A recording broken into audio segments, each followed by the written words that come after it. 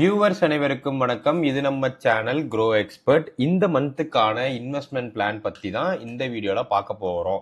So overall இந்த மந்தில் உங்கள் எல்லாருக்கும் சேலரி வந்திருக்கும்னு நினைக்கிறேன். ஸோ சேலரி வந்ததுக்கப்புறம் எந்த மாதிரியான இன்வெஸ்ட் பண்ணணும் அப்படிங்கிறத இந்த கேட்டகரியில் பார்த்து தெரிஞ்சுக்க போகிறோம். ஸோ நம்ம எடுத்திருக்க ரேஞ்ச் வந்து 3000, 5000, 10,000 அண்ட் 15,000க்கான பிளான். ஸோ இது தவிர்த்து உங்களுக்கு ஏதாவது டிஃப்ரெண்ட்டான இன்வெஸ்ட்மெண்ட் அமௌண்ட் நீங்கள் வச்சுருக்கீங்க அப்படின்னா அந்த அமௌண்ட்டை கமெண்ட் பண்ணுங்க. நான் ஸ்பெசிஃபிக்காக அடுத்த வீக்கில் உங்களுக்கு இதோட வீடியோ மேக் பண்ணி போடுறேன், அந்த அமௌண்ட்டுக்கு என்ன இன்வெஸ்ட் பண்ணலான்னு சொல்லிட்டு. ஸோ அது போலவே நம்ம சேனலில் நம்ம நண்பர் ஒருத்தர் வந்து வீக்குக்கு என்ன ஸ்டாக் கன்சிடர் பண்ணணுங்கிற மாதிரி ஒரு வீடியோ பண்ணி போடுங்கன்னாரு. ஸோ அந்த வீடியோவுமே நான் எல்லா வீக்கெண்டுமே நெக்ஸ்ட் வீக்குக்கு என்னென்ன ஸ்டாக் கன்சிடர் பண்ணலாம் அப்படிங்கிற ஒரு லிஸ்ட் மேக் பண்ணி போடுறேன். இது வரைக்கும் நம்ம சேனலை சப்ஸ்கிரைப் பண்ணலன்னா மறக்காமல் சப்ஸ்கிரைப் பண்ணிருங்க. ஸோ இந்த மந்த்துக்கு நான் ஓவரால் எடுத்து வச்சிருக்கிற ஸ்டாக்ஸ் அப்படின்னு நீங்கள் பார்த்தீங்கன்னா மொத்தம் 12 ஸ்டாக்ஸ் வந்து எடுத்து வச்சிருக்கேன். ஸோ இதுதான் அந்த 12 ஸ்டாக்ஸு.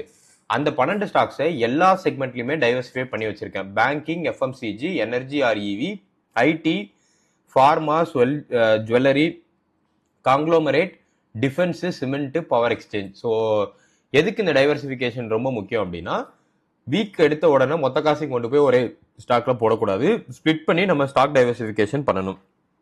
ஸோ பேங்கிங் பொறுத்த வரைக்கும் இந்த வாரத்துக்கு நம்ம பார்க்க போகிறது HDFC bank and எஃப்எம்சிஜியில் Jothi lapse, energy பொறுத்த வரைக்கும் Amara Raja, ID stocks, pharma, jewellery எல்லாமே நம்ம இங்கே வந்து பார்த்துருக்கோம். ஸோ இப்போ இந்த வீடியோ பார்க்குறதுக்கு முன்னாடி ஓவரால் 12 ஸ்டாக்ஸ் இருக்குது. ஆனால் 12 ஸ்டாக்குமே என்னோட இன்வெஸ்ட்மெண்ட் போர்ட்ஃபோலியோவில் இருக்காது. அதுக்கு முக்கியமான ரீசன் என்னென்னா 2 ஸ்டாக்கு நானே வாட்ச் லிஸ்ட்டில் தான் வைக்க போகிறேன். ஒன்று வந்து ஏசிசி சிமெண்ட். ஸோ ஏசிசி சிமெண்ட்டை வந்து நான் வாட்ச் லிஸ்ட்டில் வச்சுருக்கேன்.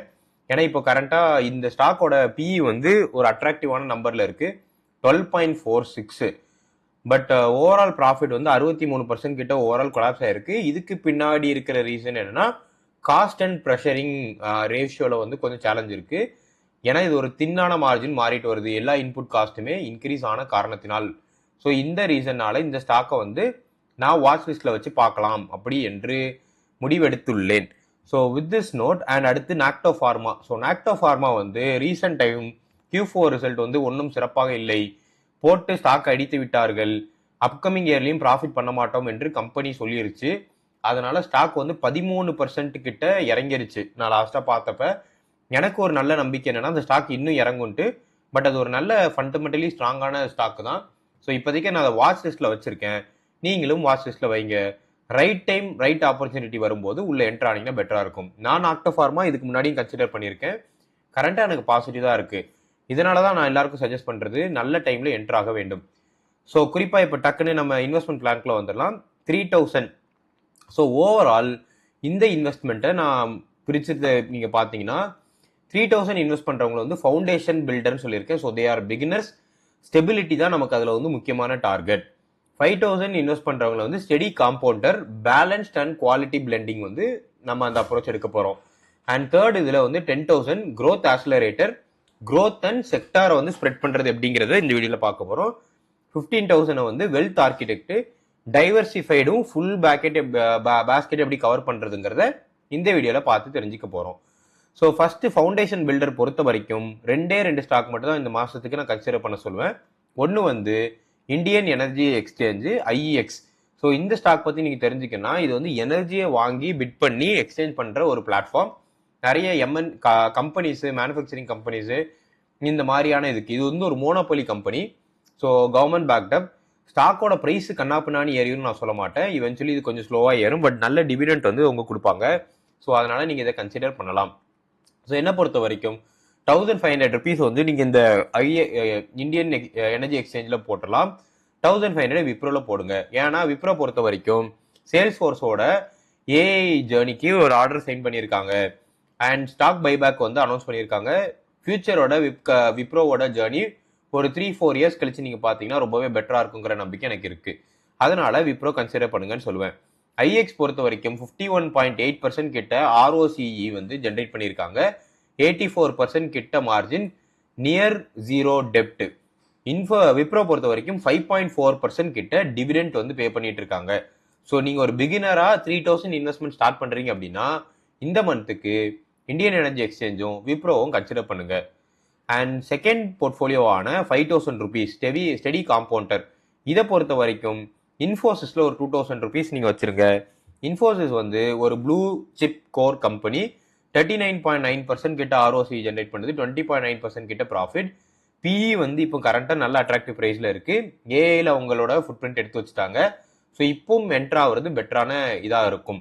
நிறைய பேர் ஸ்டாக் கீழே விழும்போது வித்துட்டு வெளியே போயிட்டு ஸ்டாக் மேலே ஏறும்போது வாங்குறீங்க. நம்ம வந்து வெல்த் பில்டிங் பத்தி பேசுறோம். Right time to enter into any market stock கீழே விழும்போது மட்டுமே. HDFC பேங்க் ரீசெண்டா ஒரு ஃப்ராட் கேஸ்ல மறுபடியும் மாட்டியிருக்காங்க. ஸோ எனக்கு என்ன நம்பிக்கைன்னா கண்டிப்பா இது கீழே விழும். அண்ட் இது வந்து ரொம்ப ரொம்ப ரொம்ப பெரிய company to fail, biggest in terms of large cap. ஈஸியா 1100 கிட்ட இந்த ஸ்டாக் போறதுக்கான வாய்ப்புகள் ரொம்பவே ஜாஸ்தியா இருக்கு. கரண்டா 744. இப்போதைக்கு நீங்க இதை என்டர் பண்ணீங்கன்னா பெட்டராகவே இருக்கும். அண்ட் ஃபைனலா ஜோதி லேப்ஸ் ரீசெண்ட் டைம்ஸ்ல டிராப் ஆயிருந்துச்சு. இதுக்கு பின்னாடி இருக்கிற ரீசன் பார்த்தீங்கன்னா ப்ரில்லோட எக்ஸ்டென்ஷன் அக்ரிமெண்ட் வந்து முடியுது. ஸோ சில பர்டிகுலர் பிராண்ட்ஸ் வந்து அந்த கம்பெனி விட்டு போயிடும். அந்த பிராண்ட்ஸ் அந்த கம்பெனி விட்டு போனா கூட அந்த பிராண்டுக்கான வேல்யூ வந்து அந்த பார்ட்னர்ஷிப் கம்பெனிக்கு திருப்பி கொடுக்கணும். டெப் ஃப்ரீ கம்பெனி, நிறைய காசு வச்சிருக்காங்க. ஸோ டெஃபினெட்லி இட் வில் சர்வை. இப்போ இருக்கிற பிஇ வந்து ரொம்ப அட்ராக்டிவான ப்ரைஸ்ல இருக்கு. தாராளமா இறங்கி கொஞ்சமா அக்யூமுலேட் பண்ணிக்கோங்க. 10,000 ருபீஸ் நீங்க இந்த மந்த் இன்வெஸ்ட் பண்ணலாம்னு வச்சீங்கன்னா பாரத் எலக்ட்ரானிக்ஸ், இது ஒரு டிஃபென்ஸ் ரிலேட்டட் ஸ்டாக்கான கம்பெனி. நான் டிஃபென்ஸ் ரிலேட்டட் ஸ்டாக்ஸ் எல்லாமே பார்த்தேன், எல்லாமே ஓவர் பிரைஸ்டு. ஈவன் பாரத் எலக்ட்ரானிக்ஸ்மே என்னை பொறுத்த வரைக்கும் கொஞ்சம் ஓவர் பிரைஸ்டு. பட் இப்போ இருக்கிறதுலே இதுதான் கொஞ்சம் 410 ருபீஸ்ல இருக்கு. இப்போதைக்கு நீங்க இதை தாராளமா கன்சிடர் பண்ணுங்க. முக்கியமான ரீசன் என்னன்னா டெப் ஃப்ரீ ஸ்டாக் வந்து ஓகேவான பிரைஸ். பிஇமே இண்டஸ்ட்ரியல் பிஇ கம்பேர் பண்ணும்போது ஓகேவான ரேஞ்சில் இருக்கு. நீங்க இப்போதைக்கு இதை கன்சிடர் பண்ணுங்க. டிஃபென்ஸ் ஸ்டாக்ஸ் எல்லாமே பின்னாடி பூம் ஆகும்போது பூம் ஆகிட்டே இருக்கு, இதுவும் பூம் ஆகிவிடும். ஜைடஸ் லைஃப் சயின்ஸு நல்ல ஒரு டிஃபென்சிவான க்ரோத் வந்து கொடுத்துட்டு இருக்காங்க. மார்க்கெட் ஃபிளக்சுவேஷன்லையுமே ப்ராஃபிட் பொறுத்த வரைக்கும் 21.9%, மார்ஜினா 31% இருக்கு. ரிலையன்ஸ் இண்டஸ்ட்ரீஸு நல்ல ஒரு டைவர்சிஃபிகேஷனான உங்களுக்கு ஒரு பேஸ் கிரியேட் பண்ணி கொடுக்கும். ஜியோவோட ஐபிஓ வரும். ஸோ அதனால ரிலையன்ஸ் இண்டஸ்ட்ரீஸோட ஸ்டாக்ஸ் என்னதான் வாலட்டிலா போனா கூட லாங் டேர்ம்ல நல்லாவே பிக்கப் பண்ணிப்பாங்க. இப்போ ஆயில் மேல இருக்கிற ப்ரெஷர்னால இந்த ஸ்டாக்கோட பிரைஸ் வந்து கொஞ்சம் சப்டியூ ஆயிருக்குன்னு தான் சொல்லணும். லாஸ்டா நம்ம பார்க்க போற ஸ்டாக் வந்து Kalyan jewellers. So Kalyan jewellers பொறுத்த வரைக்கும் ஒரு எக்ஸ்ப்ளோசிவான ப்ராஃபிட்ஸ் இருக்கு. 118% கிட்ட ப்ராஃபிட்டும் 66% இன் டர்ம்ஸ் ஆஃப் சேல்ஸ் க்ரோத்தும் இருக்கு. கரண்டா இந்த ஸ்டாக் வந்து அடி போட்டு பிளந்திருக்காங்க. ஸோ இப்போ இருக்கிற ஆப்பர்ச்சுனிட்டியில என்ட்ரு ஆனீங்கன்னா வேல்யூவேஷன்ஸ் எல்லாமே கொஞ்சம் ஓகேவா இருக்கு. லாஸ்டா நம்ம பார்க்க போறது 15,000 ருபீஸ் நீங்க இன்வெஸ்ட் பண்றீங்க அப்படின்னா ரிலையன்ஸ் இண்டஸ்ட்ரீஸ்ல ஒரு 3,000, இன்ஃபோசிஸ்ல ஒரு 2,500, HDFC பேங்க்ல ஒரு 2,500, பாரத் எலக்ட்ரானிக்ஸ்ல ஒரு 2,000, ஜைடஸ் லைஃப் சயின்ஸ்ல 2,000, அமர் ராஜா எனர்ஜிஸ். அமர் ராஜா எனர்ஜிஸ் பொறுத்த வரைக்கும் இப்போதைக்கு இவி பேட்டரிஸ்ன்னு சொல்லிட்டு நிறைய அடுத்தடுத்துக்கான ப்ராடக்ட் போர்ட்ஃபோலியோ இன்வெஸ்ட்மெண்ட் பண்ணிட்டு வராங்க. கெபெக்ஸ் நிறைய இன்வெஸ்ட் பண்ணியிருக்கிறதுனால இந்த கம்பெனி இப்போதைக்கு ப்ரெஷர்ல இருக்கு. பட் ஹிஸ்டாரிக்கலி ஒரு நல்ல கம்பெனி, 16% கிட்ட சேல்ஸ் வந்து கன்சிடரபிளி கொடுத்துட்டே இருக்காங்க. ஸோ நீங்க இதை வந்து தாராளமா கன்சிடர் பண்ணலாம். இந்தியன் எனர்ஜி எக்ஸ்சேஞ்ச் பொறுத்த வரைக்கும் ஒரு 1,500 நீங்க இன்வெஸ்ட் பண்ணலாம். ஸோ ஓவரால் இதுதான் என்னோட இன்வெஸ்ட்மெண்ட் பிளான். 3,000, 5,000, 10,000, 15,000. நீங்க என்ன மாதிரியான பிளான் சூஸ் பண்றீங்க, இல்ல வேற ஏதாவது ஸ்டாக் கன்சிடர் பண்றீங்கன்னா கமெண்ட் பண்ணுங்க. ஸோ ஓவரால் பொறுத்த வரைக்கும் இது போக என்னோட முக்கியமான டிப்ஸ் நான் சொல்ல விரும்புறேன். Automate SIP. நீங்க எஸ்ஐபி இன்னும் ஸ்டார்ட் பண்ணல அப்படின்னா என்னை பொறுத்த வரைக்கும் ஸ்டாக் பிக் பண்றதை விட ஒரு 500 ரூபாயாச்சும் போட்டு எஸ்ஐபியை வந்து நீங்க ஆட்டோமேட் பண்ணி வைக்கிறது பெட்டராக இருக்கும்.